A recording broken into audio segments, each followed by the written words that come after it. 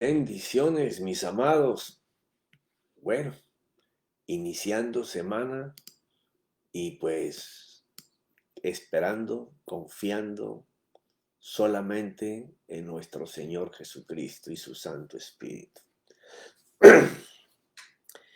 Bueno, tengo una indignación así como a medias, porque me indigna ver cómo las licorerías, los juegos de azar, los casinos, bueno, y las canchas de golf, me impresionó aquello.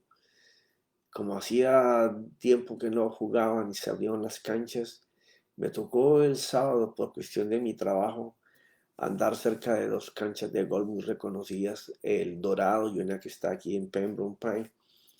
Me impresionó ver 40, 50 carros de golf o tal vez más y reunidos 10, 12, 14 personas con sus asistentes ahí, claro, contándolos, sin máscara, jugando golf tranquilamente.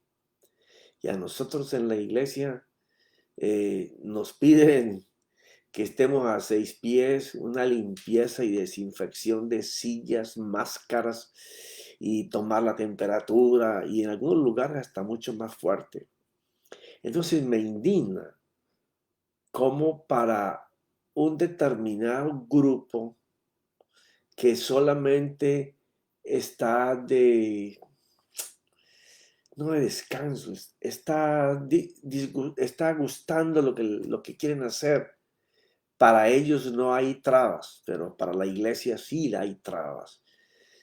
Y esto es algo que a Don Sata le va a salir mal. ¿Por qué razón? Mire, yo sé, como te lo dije en capítulos anteriores, que tenemos que llegar a un gobierno mundial, a un orden mundial. Lo que no quisiera es que me tocara en la época mía, ya, sino que me tocara en la época mía ver la gloria que está escrita en la Biblia que tiene que pasar. Esa es la que me quiero gozar. Profeta, usted es muy egoísta. No, es que deseo eso, porque quiero verlo. La Biblia lo anuncia y yo deseo verlo. Ya, pero así como todo tiene que terminar bajo un nuevo orden mundial para poder que se acerque la venida del Señor, está escrito.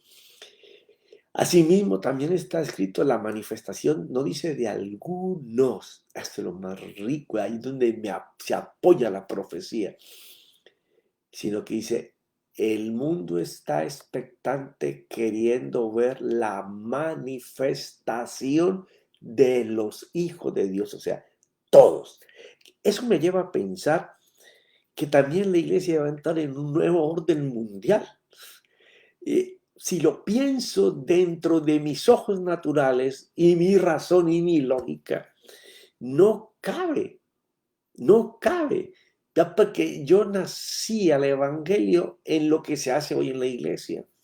Entonces, no cabe que haya un cambio mundial en la plataforma de la iglesia de cómo ministramos y donde la parte más importante es la oratoria de la palabra.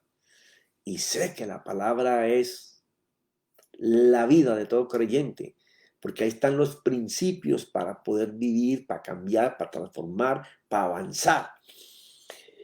Pero como hay profecía escrita y hay muy puntual versículos escritos por los apóstoles y los profetas, pues tengo que atreverme a decir que así como el mundo tiene que ir a un nuevo orden mundial, unificado, para poder que llegue el día de la venida del Señor, así también la escritura me enseña, y esta es una palabra que se me salió en la cápsula anterior y luego me quedé pensando en ella.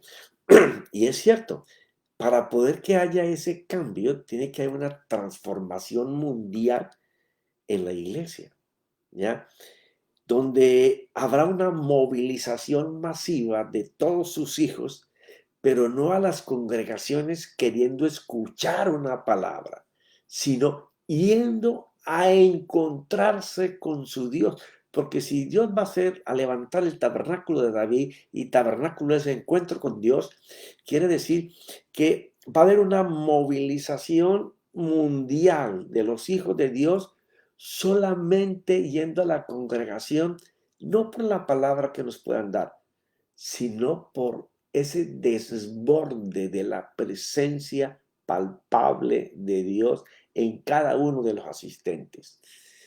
Y ahí sí cuadran todas las fichas de las profecías escritas desde antes del Señor, 1000 y pico de años antes y 700 después, más lo que Jacobo dio en el concilio del año 63, 30 años de la iglesia apenas, lo que Pablo volvió a atestiguar en dos de sus cartas, en Romanos y en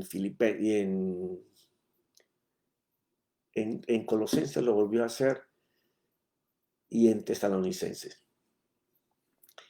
Entonces no me cabe duda que vamos a entrar en esto. Pero entonces venimos leyendo sobre cómo David, aquel hombre que desde niño tuvo que asumir que su único padre era Dios, ya que su padre biológico se avergonzaba de él y lo tenía por allá atilado con los pastores, y su padrastro, quien lo tuvo un determinado tiempo, pero cuando vio que ese muchacho era blanco y rubio y sus hijas eran trigueñas y su mujer también, entonces lo devolvió.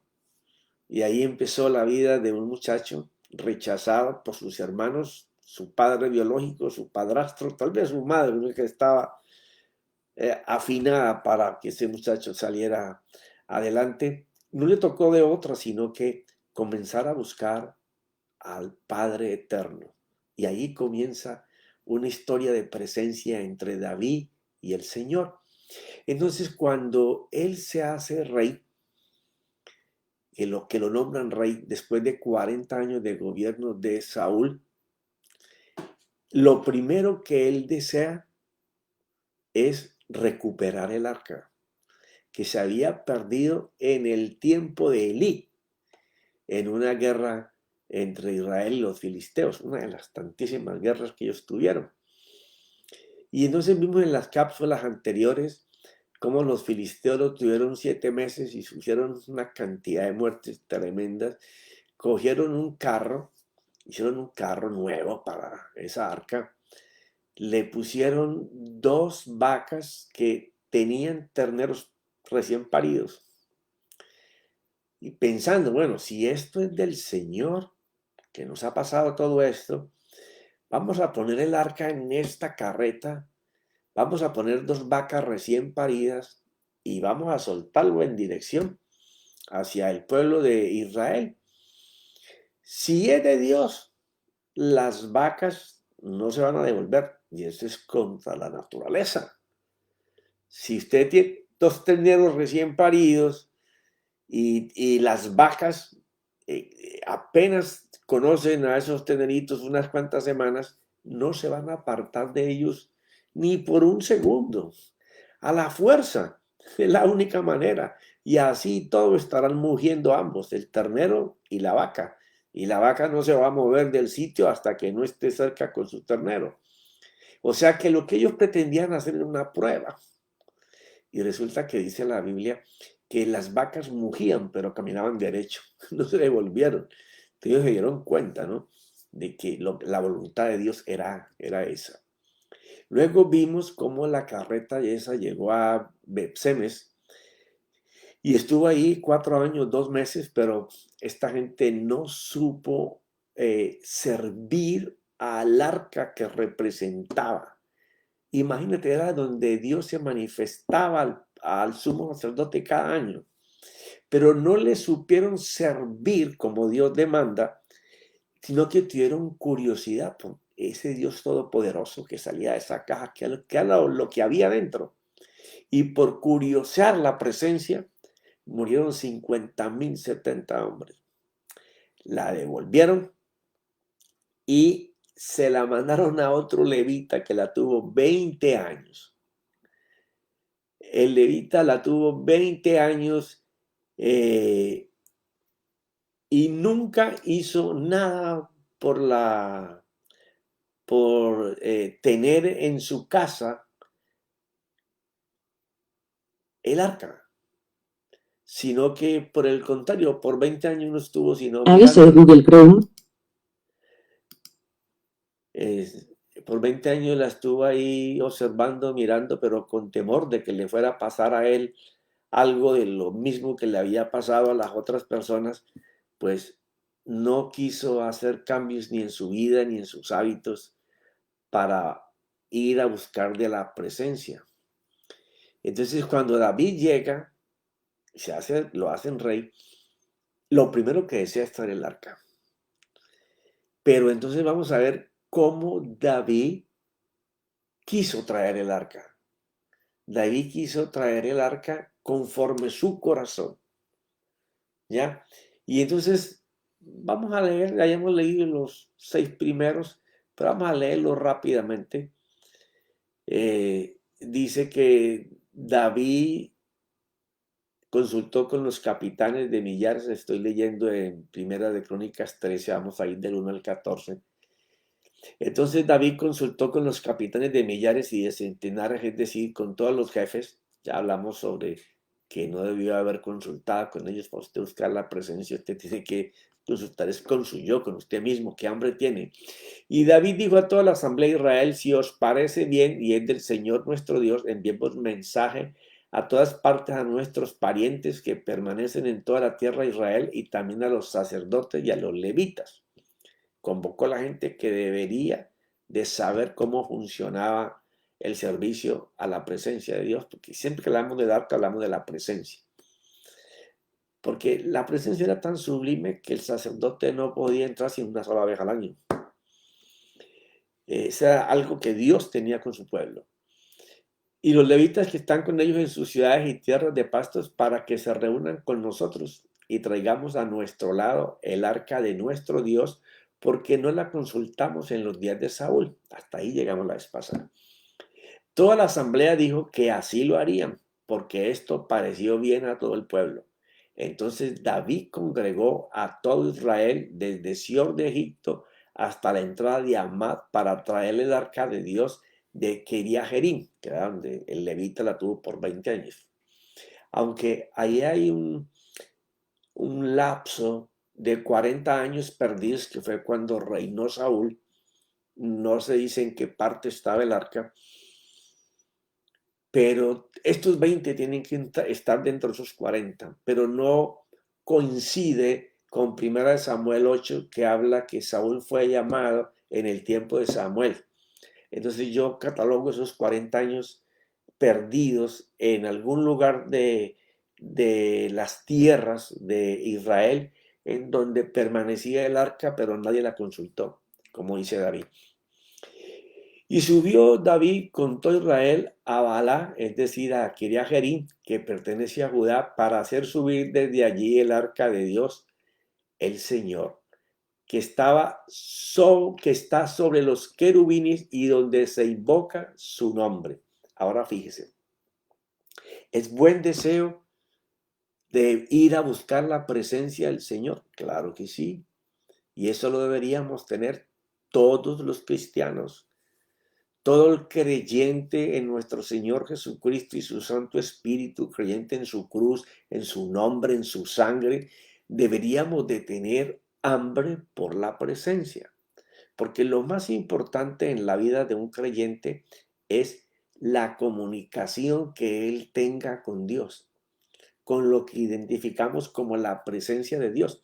No es lo mismo cuando nos congregamos y hay un cantor profético y usted se va a dar cuenta cómo esta persona es llevada por el Espíritu y comienza a ministrar y desciende la presencia. Es algo que se siente, es algo que rompe la atmósfera y el ambiente de cada persona. Y la gente comienza a clamar, a llorar, a quebrantarse, a gozarse, a saltar, a cantar. ¿Por qué? Porque es algo para lo que fuimos creados. Nosotros fuimos creados para estar delante de la presencia, para estar delante de Él. que por causa del pecado nos separamos, pero la cruz nos hace regresar fácilmente a la presencia. Y cuando digo fácilmente a la presencia es que no sea fácil llegar ahí. Tú tienes que quebrantar tu ser interior. Jesús hizo todo el camino, nos dio el Espíritu para que nos ayude para hacer esto, pero necesitamos morir a nuestros deseos naturales.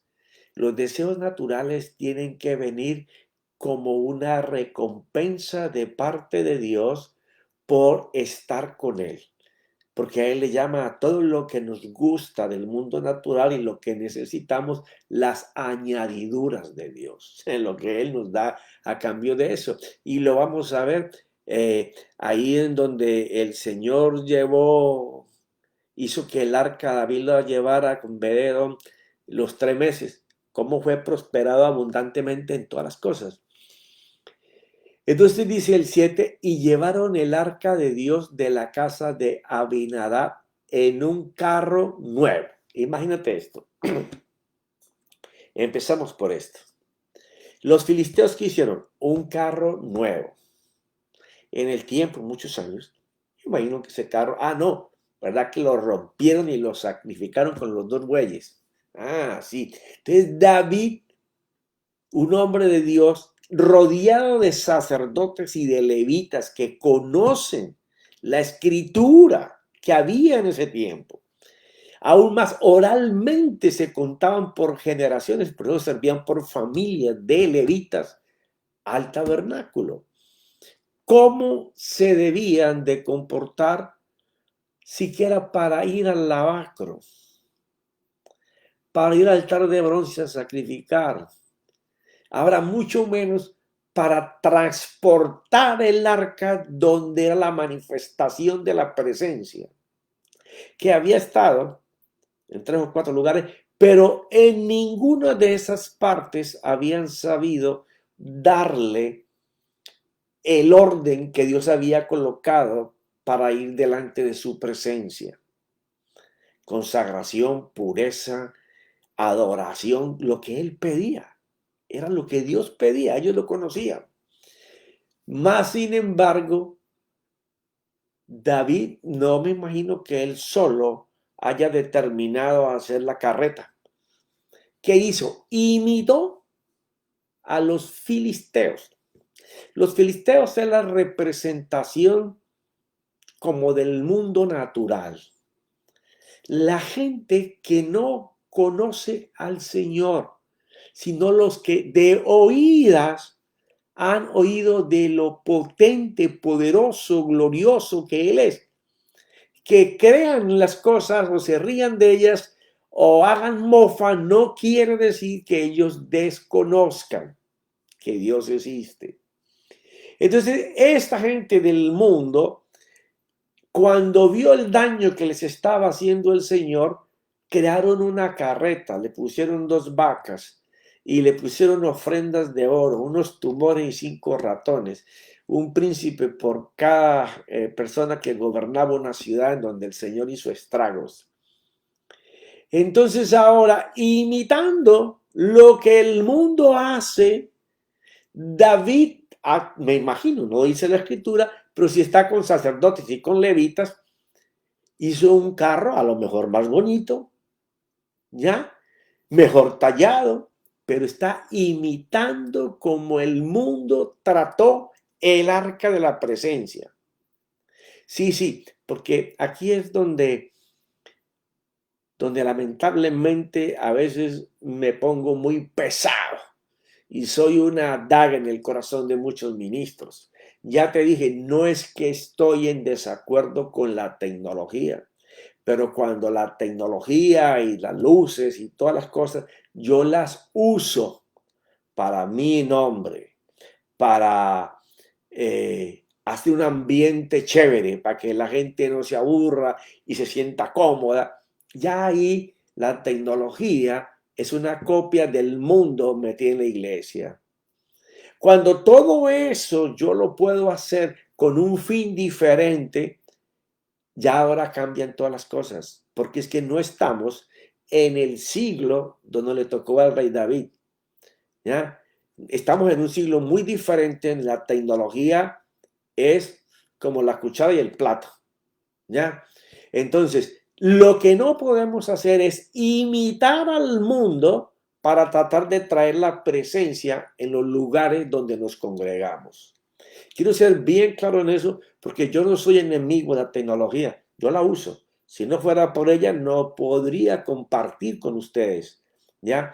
El problema es cuando la tecnología se usa solamente para el beneficio de lo que estoy buscando y no para el beneficio de Dios. Ahí es donde las cosas cambian. Entonces, esta gente se inventaron una carreta igual que la de los filisteos, copiándole al mundo para llevar la presencia. ¿Era eso correcto? Era incorrecto, porque no era así que Dios decía que tenía que transportarse el arca de su presencia. No era así. Entonces, Dios, que usa todas las cosas porque de los versículos más potentes que hay en la Biblia, el que escribe Pablo en Romanos, en donde habla de que los que aman a Dios, aún las cosas que vienen en su camino, en su vida mal, Dios las va a usar para que te vaya bien. Entonces, ahora mismo están transportando el arca en un carro que imita lo que el mundo hace para llevar la presencia. Espero que no me estés tirando piedras, sino que escuches y leas la Biblia. Ya, porque ahí te vas. La Biblia es nuestro parámetro, es la regla, no solamente para medirnos, sino para hacer, porque Jesús dijo que no eran sus discípulos los que sabían mucha Biblia, de los que oían mucho, sino los que hacían lo que estaba escrito. Entonces dice que llevaron el arca de Dios de la casa de Abinadab en un carro nuevo. Y entonces una piedrita que no debería estar ahí montó una de las ruedas de la carreta esa que habían hecho. Y un gran amigo de David pensó que el arca se podía caer y colocó su mano en el arca para que no se cayera. Pero como se trataba de consagración, de pureza, de santidad, y ya te expliqué la semana pasada todos estos puntos, ya Dios lo mató. Y pero te decía que gloria a Dios que en este tiempo tenemos la cruz a nuestro Señor, si no, santo cielo, ¿cuántos ya no estaríamos muertos? En un carro nuevo y Usa y Ahío guiaban el carro. David y todo Israel se regocijaban delante de Dios con todas sus fuerzas, con cánticos, liras, con arpas, con panderos, con címbalos y trompeta. Te pregunto, ¿no dice Dios que usemos todos estos instrumentos y nuestras voces para adorarle, cantarle y llenarnos de gozo, saltar, brincar, bailar y estar ahí frenéticos? Sí. Entonces, ¿por qué si esta gente iba haciendo todo eso, el Señor se enojó? ¿No será más bien que el Señor espera primero, antes de que desarrollemos el gozo natural que hay dentro de nosotros, por cantar, por tocar instrumentos, por hacerle bulla al Señor con nuestro corazón, abrir nuestra boca y cantar?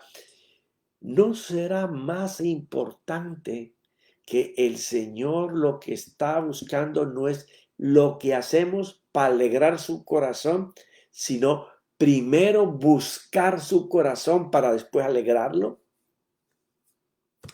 ¿No será que primero nuestro Dios quiere ver esa búsqueda interior de el ser nuestro, deseando ardientemente buscarle? Porque David lo tenía.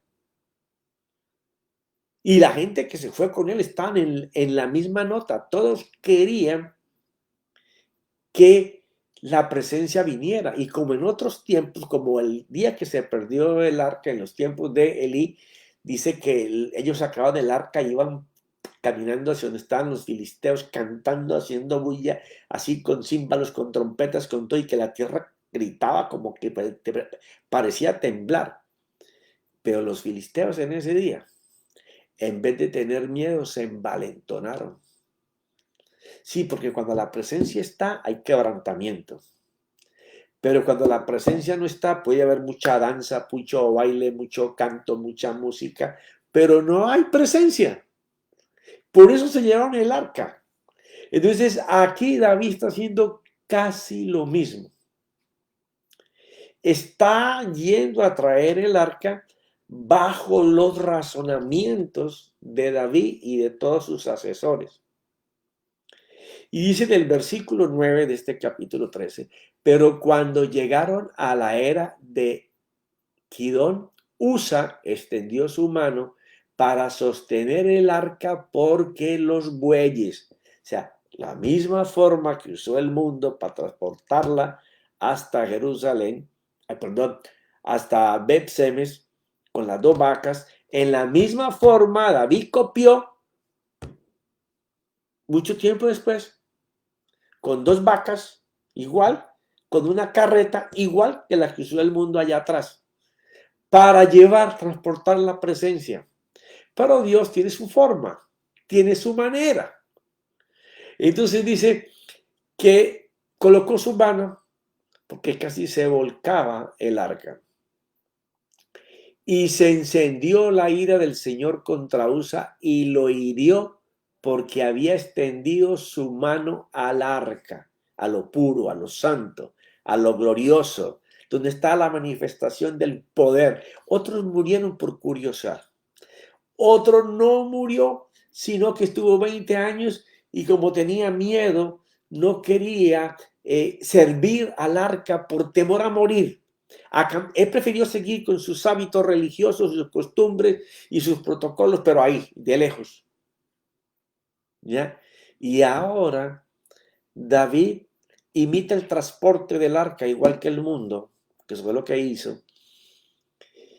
Y tan pronto un levita que iba llevando ahí quiso tocar el arca con su mano, ahí mismo dice que el Señor lo mató.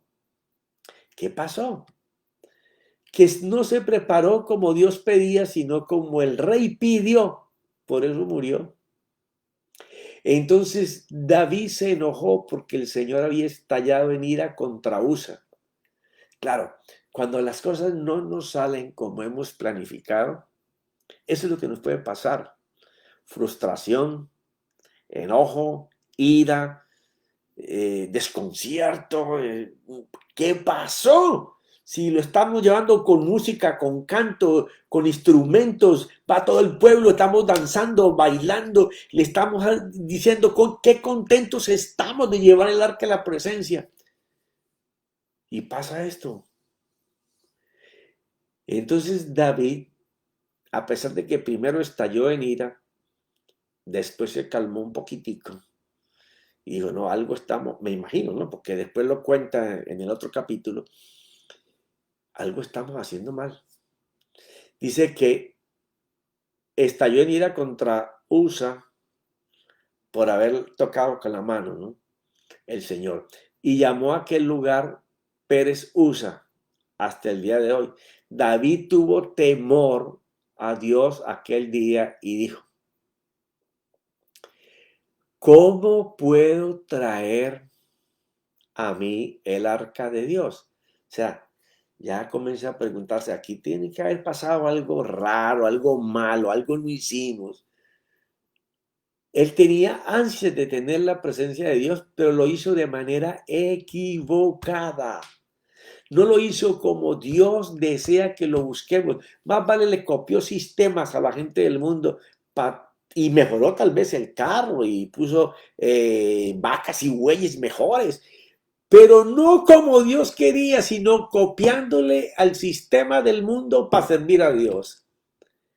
Y ahí es donde tenemos que colocar mucho cuidado porque sé que viene un cambio mundial que yo mismo en mi mente no puedo entender cómo Dios va a transformar las cosas en todos sus hijos para que todos nos congreguemos solamente con el único fin de hambriados por su presencia. Y entonces esto va a hacer que cambie las formas de servicio dominical, porque no va a ser lo más importante la oratoria de la escritura, sino el tiempo en que comunitariamente los que estén en ese recinto estén buscando hambriadamente al Señor con clamor, con quejido, con llanto, con ansias, con hambre, seguido de los instrumentos, la adoración, la música, la gratitud. O sea, es una cantidad de cosas que van a empezar a suceder.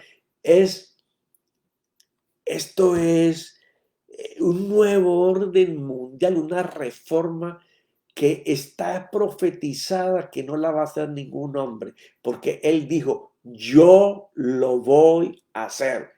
Y así está en la profecía. Entonces, estoy muy expectante, porque aún en mi mente, en el cuadrito pequeño que tenemos comparado con la mente de él, no sé cómo lo va a hacer, pero si él hizo que en estos 3 meses o 4 meses eh, el mundo entero girara hacia Dios en todas las creencias, quiere decir que Él, como tiene el poder para hacerlo, lo va a hacer. Entonces, como David nos preguntaremos, ¿cómo puedo traer a mí la presencia de Dios? Él tenía antes de tener la presencia de Dios, pero no lo hizo de manera equivocada. ¿Ya? Entonces, voy a terminarte este versículo, aunque lo explicaremos el miércoles. Así que David no llevó consigo el arca a la ciudad de David, se dio cuenta que estaba mal, sino que la hizo llevar a la casa de Obed-Edom Geteo, que era otro levita. Así que el arca de Dios estuvo con la familia Obed-Edom en su casa 3 meses. Y no te voy a explicar este pedacito, pero es riquísimo, ya porque es la consecuencia de estar hambriado por la presencia. En su casa 3 meses y bendijo el Señor a la familia de Obed-Edom en todo lo que tenía. Después te explico el miércoles todo esto, pero vamos a quedar aquí. Quiere decir que mi futuro en la familia, con mi esposa, con mis hijos, con mis nietos, en mi empresa, en mi trabajo, lo que está por venir que no conozco, solo conoce Él, va a ser de abundancia y prosperidad en la medida en que yo esté comunicado con Él, en la medida en que yo viva en su presencia. Y ya te lo dije que esto va a tener que empezar este movimiento en las casas, en lo que hacemos en nuestras casas por buscarle a Él. Ahí vamos a aprender sin que tengamos la vergüenza o el temor de llegar a la congregación a hacerlo, sino que en la casa vamos a aprender a desarrollar esa hambre. Para cuando nos reunamos ahí, llegan un poco de hambriados por la presencia de Dios. Todos los lugares van a ser gloria de Dios que el mundo que desea ver lo va a poder contemplar. Pero mis amados, será para el próximo miércoles. Vamos a buscar lo que realmente Dios pide. Gracias por sintonizarnos. Te deseo lo mejor está por venir. Sé que viene un tiempo difícil. Aquí en los Estados Unidos ya se han abierto muchas las cosas. Ya, por ejemplo, mire esta cosa tan ilógica. Hacía meses que no iba con mi esposa a un restaurante, ya que desde hace muchísimos años, los sábados, los domingos, siempre estamos fuera en el restaurante. Pues ya no somos sino los dos. Entonces es mucho más fácil. Eh, y impresionante, cortan un espacio de una mesa, sigue la otra mesa. Todas las personas no pueden comer con tapabocas. No, todo mundo sin tapabocas comiendo. A los dos lugares que hemos ido diferentes, todo el mundo comiendo sin tapaboca. ¿Quién tenía el tapaboca? El que servía. Pero cómico esto, ¿no? Estamos, di tú, 100 personas en un restaurante. Se termina cada mesa y la gente se va a parar de la mesa para ir al carro y saca su tapabocas y se lo pone. Y ha estado una hora, hora y media comiendo con todo el mundo sin tapabocas. Pero a eso es lo que nos quieren llevar, a una división social. Y eso no lo podemos permitir. ¿Ya? Bueno, mis amados, que mi Señor Jesucristo me los bendiga, que su Santo Espíritu los guíe y que el Padre esté contento con lo que hacemos. En el nombre de Jesús, amén.